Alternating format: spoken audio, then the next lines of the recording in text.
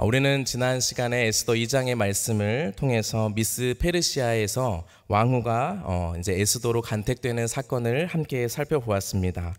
부모가 없었던 에스더가 하나님의 은혜와 또 하나님의 사랑으로 페르시아 제국의 왕으로 간택되는 것을 우리는 보았습니다.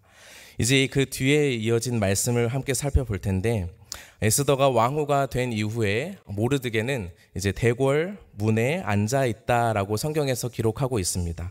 우리 2장 19절 말씀을 한번 보시면 같이 한번 읽겠습니다. 처녀들을 다시 모을 때에는 모르드게가 대궐 문에 앉았더라. 아멘. 이 말씀을 보면 모르드게가 지금 대궐 문에 앉아 있다라고 기록하고 있습니다.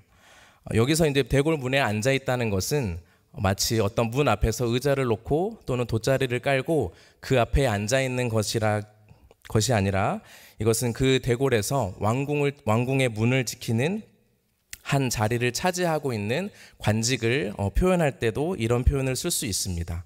그래서 이 대궐 문이라는 것을 조금 더 정확하게 번역하면 왕궁문이라고 번역하는 성경책도 있습니다.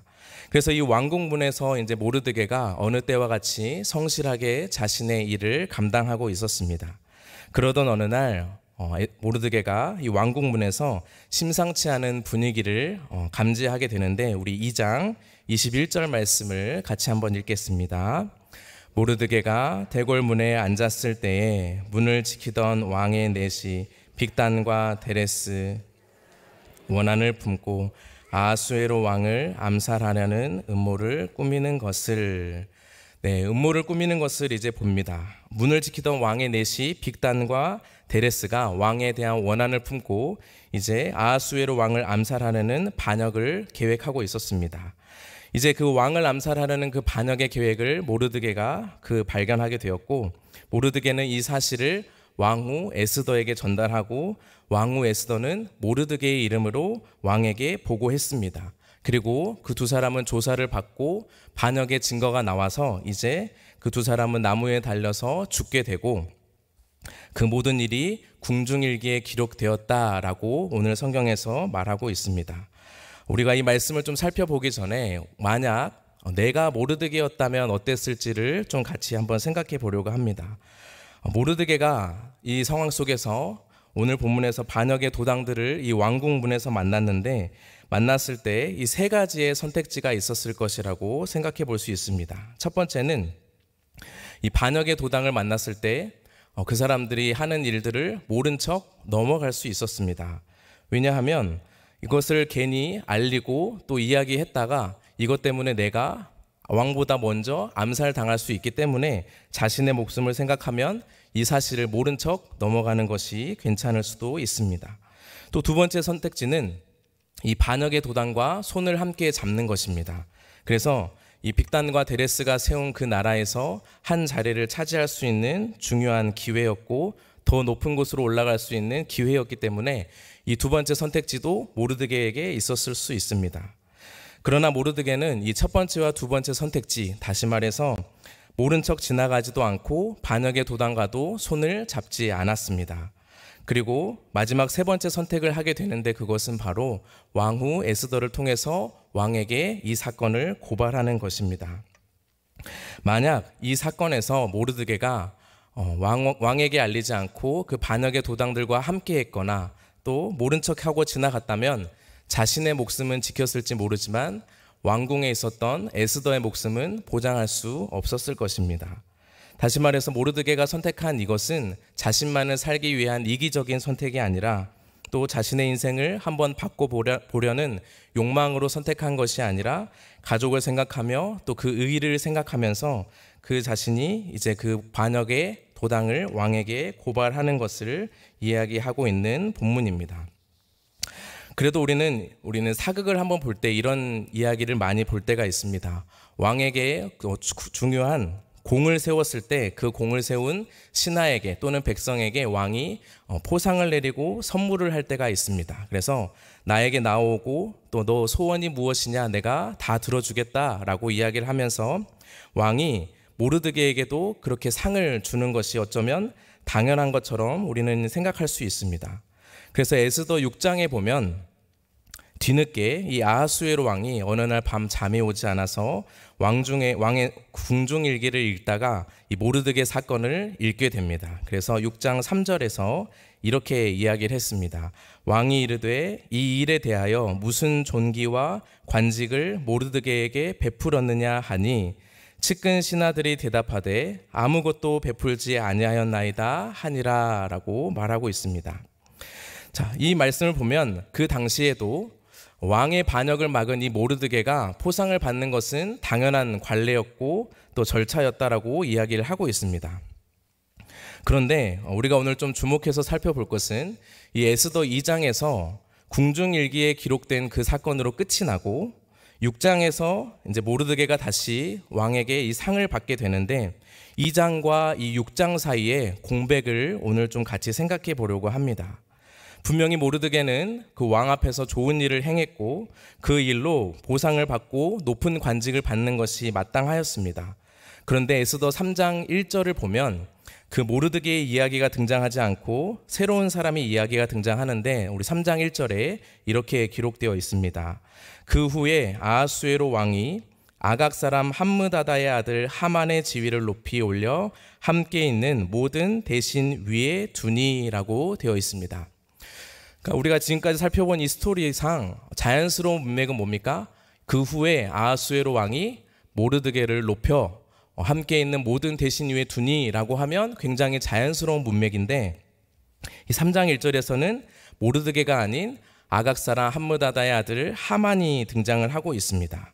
그리고 이 3장 1절에 보이는 이 그 후에라는 사건은 바로 이 반역 사건을 이야기하고 반역 사건 후에 모르드게가 당연히 상을 받는 것이 마땅한데 하만이 올라가는 상황을 우리는 마주하게 됩니다. 우리는 이 말씀을 통해서 우리가 살아가는 삶의 모습 또 삶의 형국이 이럴 때가 굉장히 많다는 것을 우리도 인정할 수 있습니다. 선을 행하는 사람이 또 복을 받고 또 악을 행한 사람은 낮은 자리로 가야 되는 것이 맞는데 계속해서 이 세상은 부조리로 가득하고 공의를 잃어버린 세상입니다. 실제로 이 하만은 3장 이후에 보면 많은 돈을 가지고 왕의 마음을 사며 권력을 차지한 사람입니다. 그래서 그 권력을 잡은 하만이 그 자신이 지나가는 모든 길목에서 자신에게 절을 시키게 했고 그때 절을 하지 않았던 모르드게는 이제 위기에 처하게 되는 것이 에스더 3장에 기록되어 있습니다. 그래서 모르드게는 유대인으로서 하나님 외에 절하지 않겠다라는 신념을 가지고 끝까지 이렇게 버티다가 결국 유대인들이 모두 진멸당할 위기에 놓이게 되는 것입니다. 우리는 이런 스토리를 보면서 하나님께서는 왜 이때 보이지 않는가 또는 하나님께서는 왜 이때 모르드게를 높이지 않아서 이런 위기의 순간을 주시는가라는 질문을 던질 수 있습니다. 다시 말해서 우리가 생각하는 그 시간표와 하나님이 주시는 그 시간표는 에스더 2장과 에스더 6장의 공백처럼 간격이 있는 것처럼 느껴질 때가 많이 있습니다. 그래서 우리가 오늘 이 말씀을 통해서 바사라고 불리는 이 페르시아 제국의 그 제국과 같은 우리가 살아가는 이 세상에서 하나님의 때를 믿고 신뢰하는 사람은 어떻게 살아야 되고 또 어떻게 살아가는 것이 하나님의 때를 믿는 사람인지를 좀 같이 생각해 보려고 합니다. 모르드게가 이 반역 사건을 왕에게 보고한 것이 에스더 2장에 기록되어 있고 이 하만이 유대인들을 진멸하기로 한 사건이 3장에 기록되어 있습니다. 그 시간의 간격이 얼마나 되는지 우리 2장 16절부터 한번 보시면 이렇게 기록하고 있습니다. 아하수에로 왕의 제7년 10월입니다. 제7년 10월이니까 지금 이제 7년 10월 때 처음 이제 이 반역 사건을 발견하게 된 시점인데 에스더 3장에 보면 이렇게 이야기를 하고 있습니다. 아하수에로 왕 제12년 첫째 달이라고 이야기를 하고 있습니다. 다시 말해서 모르드게가 지금 반역 사건을 발견하고 나서 4년에서 5년이라는 시간이 지났습니다. 그 시간을 지나면서 모르드게는 점점 역사 속에서 희미해지고 사라지고 있지만 악인으로 등장하는 이 하만은 점점 더 강력한 힘을 가지게 됩니다. 이러는 이 에스더 2장에서 이 모르드게의 공적을 치하해서 에스더 6장에서 드러나기 전에 3장에서 높은 지위를 가졌다면 우리는 더 매끄럽고 이 스토리가 더 자연스럽게 연결이 될 텐데 왜 4년에서 5년이란 시간이 걸렸을까라는 질문을 우리는 던질 수 있습니다. 이 질문 앞에서 우리는 오늘 성경에 있는 몇 명의 인물들을 좀 같이 생각해 보고 또 하나님의 성품에 대해서 생각해 보면서 그 하나님의 때에 대한 의미를 함께 생각해 보려고 합니다. 이 모르드게와 같이 이 요셉이란 사람도 있었습니다. 성도님도 잘 아시겠지만 요셉은 어릴 때부터 아버지의 총애를 받고 형들의 시기와 질투를 받았습니다. 그래서 요셉이 형들에게 팔려서 애굽의 종으로 팔렸고 그때 당시 노예 생활을 했던 곳은 바로 애굽의 친위대장 보디발의 장군의 집이었습니다. 그곳에서도 성실하게 일했던 요셉은 가정 총무가 되었고 그렇게 열심히 살았지만 보디발의 아내가 유혹하고 그것을 뿌리치고 나오면서 감옥에 갇히게 되었습니다. 그때 감옥에서 만난 사람이 두 사람이 있는데 한 사람은 술 맡은 관원장이고 한 사람은 떡 굽는 관원장이었습니다. 그 두 사람이 꿈을 꾸고 그 꿈을 이제 요셉이 해몽해 주면서 그 술 맡은 관원장에게 복직을 하면서 자신을 기억해 달라라고 이야기를 했습니다. 우리 창세기 40장 14절 말씀에 우리 같이 한번 읽겠습니다. 당신이 잘 되시거든 나를 생각하고 내게 은혜를 베풀어서 내 사정을 바로에게 아뢰어 이 집에서 나를 건져 주소서. 아멘. 요셉은 자신의 억울함을 바로 왕에게 이야기해서 이 감옥에서 건져달라고 술 맡은 관원장에게 부탁을 했습니다. 자, 그런데 술 맡은 관원장이 어떻게 했습니까? 23절 말씀에 이렇게 말하고 있습니다. 술 맡은 관원장이 요셉을 기억하지 못하고 그를 잊었더라 라고 이야기를 합니다. 요셉의 이 억울함을 풀어줄 기회가 날아가 버렸습니다. 그래서 창세기 41장 이어지는 1절 말씀에 보면 그 시간이 만 2년 후에라고 이야기를 하고 있습니다. 그 2년 동안 요셉은 모르드게처럼 자신의 복직과 또 자신의 억울함을 풀어줄 기회를 찾지 못하고 감옥에서 시간을 보내게 되었습니다. 그리고 이 요셉은 이제 2년 후에 바로가 꾼 꿈을 해석하며 애굽의 총리가 되는 것을 성경에서 말하고 있습니다. 우리는 여기서도 왜 만 2년이란 시간을 요셉은 감옥에서 있어야 했을까라는 질문을 던질 수 있습니다. 또 다른 성경의 인물을 보면 다윗도 그렇습니다. 다윗이 골리앗과 싸우기 전에 사무엘 선지자를 통해서 기름 부음을 받았습니다. 그렇다면 골리앗을 죽이고 영웅으로 돌아왔을 때 그때 왕이 되는 것이 굉장히 자연스러운 흐름인데 왜 그때 왕이 되지 않고 10몇 년이 지난 그 시간 후에 왕이 되었을까? 왜 사울에게 도망을 다니며 왕이 되지 못했을까라는 질문도 우리는 할 수 있습니다. 한 명만 더 생각해 보자면 우리는 믿음의 조상 아브라함도 생각해 볼 수 있습니다. 아브라함이 고향의 땅을 떠나서 하나님의 약속을 받고 이제 그 약속이 있는 그 약속을 가지고 하나님의 말씀을 붙들고 살아가야 했지만 그 약속처럼 아들이 쉽게 주어지지 않았습니다. 아브라함이 100세가 될 때 그리고 사라가 90세가 되었을 때 이삭을 주셨고 또 아브라함에게는 가보지 못한 그 약속의 땅을 너의 자손이 430년 후에 가게 될 것이다 라는 약속을 주었습니다. 우리는 이처럼 성경의 여러 인물이나 사건을 볼 때 하나님의 때가 사람들이 생각하고 기대하는 때보다 다소 조금 느리다고 생각할 때가 많습니다. 그리고 그 하나님의 때가 사람들이 생각하는 때와 간격이 있다는 것을 우리는 쉽게 알 수 있습니다.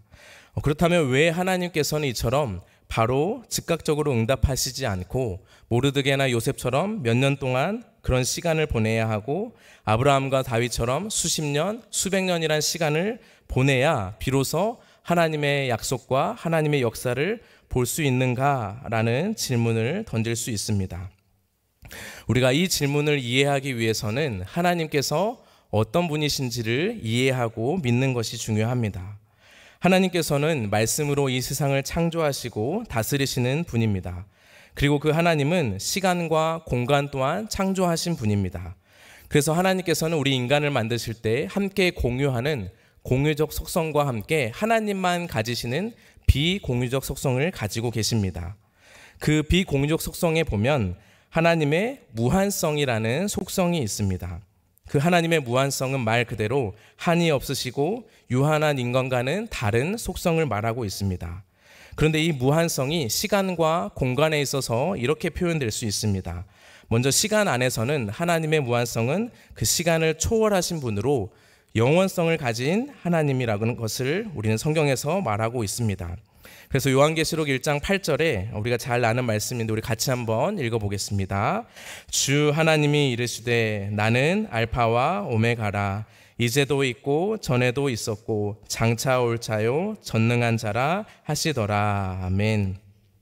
이처럼 하나님은 알파와 오메가, 처음과 끝이 되시며 모든 시간을 초월해 계시고 또 모든 시간을 다스리시는 분이라는 것을 우리가 알고 믿을 때 그 하나님의 때에 대한 힌트를 조금 얻을 수 있습니다. 또한 이 하나님의 무한성을 이 장소적인 개념으로 볼 때 하나님의 편재성이라고 이해할 수 있습니다. 그러므로 하나님은 모든 공간에 동시에 존재할 수 있는 분이기 때문입니다. 그래서 우리 시편 139편에 시인은 이렇게 고백하고 있는데 우리 7절부터 말씀을 같이 한번 읽겠습니다. 내가 주의 영을 떠나 어디로 가며 주의 앞에서 어디로 피하리까?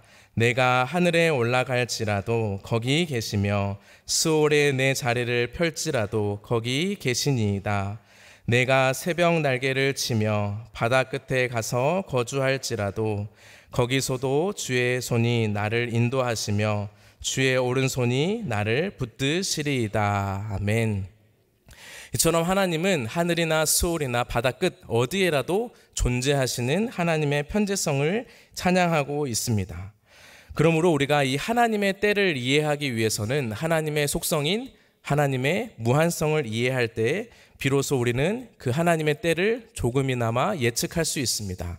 왜냐하면 우리 인간은 시간 안에 갇혀 있고 공간 안에 갇혀 있어서 우리는 작은 것을 보지만 하나님께서는 이 시간의 처음과 끝에 계시며 또 모든 공간에 존재하시기 때문에 그 하나님의 무한성이 하나님의 영원성과 편재성이 바로 완벽한 하나님의 때를 이루신다라는 것을 우리는 알 수 있습니다.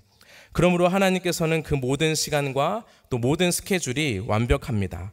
그래서 오늘 성경에 본 이 모르드게의 이야기도 에스더 2장을 넘어서서 3장에서 바로 그 지위가 주어지지 않았지만 에스더 6장에서 그를 높여서 유대인을 구원하여 주신 것처럼 하나님의 때는 이처럼 1분 1초도 오차가 없이 완벽하며 조금도 늦지도 않고 조금도 빠르지 않으시는 그 하나님의 놀라운 때를 우리가 이 성경을 통해서 발견할 수 있는 것입니다. 그러므로 우리는 이 말씀을 통해서 우리가 이 하나님의 때를 믿고 살아가는 사람이라면 어떻게 살아야 될지를 한번 생각해 보길 원합니다. 우리는 늘 마음 가운데 조급함이 있습니다. 그래서 우리는 하나님께서 생각하시는 시간표보다 내가 생각하는 시간표대로 되길 기대하고 또 그렇게 진행되지 않을 때 마음의 불안함과 또 하나님께서 원하시는 그런 걱정과 우리가 하나님께서 기뻐하시지 않는 걱정과 염려로 가득한 것을 볼 수 있습니다. 그때마다 우리는 이 말씀을 다시 한번 생각하면서 하나님은 이 시간과 공간 안에 제한받지 않으시고 무한하신 하나님이시기에 그 하나님의 뜻을 그리고 하나님의 때를 기다리며 살아가는 것이 바로 참된 성도의 삶입니다. 그래서 어떤 목사님은 믿음의 다른 말은 기다림이다 라고도 이야기를 하며 또 믿음은 기다림으로 완성된다 라고도 표현을 하였습니다. 그러므로 우리는 이 무한하신 하나님을 믿는 사람이기 때문에 유한한 인생을 살면서도 그 완벽한 하나님의 때를 기다릴 수 있는 성도로 살아가게 되는 것입니다. 그래서 모르드게도 마찬가지로 이 4년에서 5년이란 시간 동안 자신의 어려움 속에서 끝까지 했던 말을 보면 에스더에게 이런 말을 하지 않습니다. 내가 과거에 반역의 사건을 막은 그 궁중일기를 한번 들춰봐. 그거를 왕에게 보여주면 우리가 살아날 거야 라고 이야기하지 않습니다. 그리고 이 에스더 3장부터 모르드게가 취한 행동과 그 삶을 보면 하나님께 기도하고 또 하나님의 때를 기다리면서 살아가는 것을 우리는 살펴볼 수 있습니다. 그래서 우리는 살아가는 모든 삶의 영역 속에서 그 무한하신 하나님께서 이루시는 그 반드시 하나님의 때에 이루시는 하나님의 완벽한 타이밍을 기다리며 기도하는 것이 중요합니다. 그래서 하박국 선지자와 이사야 선지자는 이 하나님의 때에 대해서 이렇게 이야기를 했습니다. 우리 하박국 2장 3절 말씀부터 우리 한번 같이 읽겠습니다. 이 묵시는 정한 때가 있나니 그 종말이 속히 이르겠고 결코 거짓되지 아니하리라. 비록 더딜지라도 기다리라. 지체되지 않고 반드시 응하리라. 우리 이사야 말씀 같이 읽겠습니다. 그러나 여호와께서 기다리시나니 이는 너희에게 은혜를 베풀려 하심이요 일어나시리니 이는 너희를 긍휼히 여기려 하심이라. 대저 여호와는 정의의 하나님이시라. 그를 기다리는 자마다 복이 있도다. 아멘. 그러므로 우리는 하나님께서 우리의 생각만큼 더딜다고 할지라도 그 하나님의 더디심이 아니라 하나님의 완벽한 타이밍이 있음을 믿고 그분을 기다리고 그 때를 기다리며 살아가는 것이 바로 복된 성도의 삶이라는 것을 기억하시길 바라겠습니다. 말씀을 정리하겠습니다. 오늘 에스더 2장 말씀을 통해서 모르드게의 삶을 우리가 함께 생각해 보았습니다. 그는 반역의 사건을 왕에게 고발하면서 그 위기의 순간을 많이 지나가면서 어려움을 겪었습니다. 그럼에도 불구하고 그 4년에서 5년이라는 시간 동안 그는 하나님께서 이루실 하나님의 때를 기다리고 또 하나님의 그 타이밍을 믿음으로 바라본 사람이었습니다. 우리 역시도 이 믿음을 가지고 하나님께서 하나님의 때에 그리고 하나님의 방법으로 반드시 그 시간표대로 이끌어 가시고 이 세상을 주관하시는 분이심을 믿고 또 기다리는 성숙한 우리 모든 초청의 성도님들 되시기를 바라겠습니다.